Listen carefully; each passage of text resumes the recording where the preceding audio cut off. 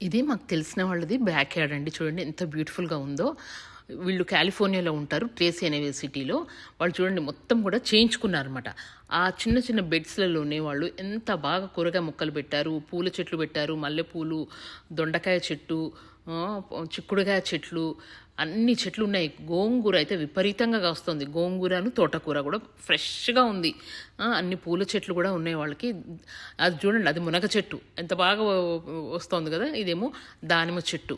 అది కూడా దానికి పువ్వు వచ్చింది. ఇక మిరపకాయలు అయితే చెప్పొద్దు. ఆ చిన్న చెట్టుకే ఇన్నిన్ని ఒక మిరపకాయలు వచ్చేసాయి.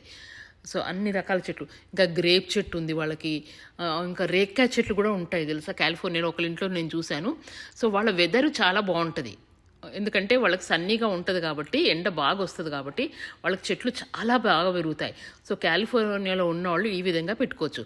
అయితే వాళ్ళ టర్ఫ్ చూడండి, అది గ్రాస్ ఎంత బావుందో. కాకపోతే అది ఆర్టిఫిషియల్ గ్రాస్.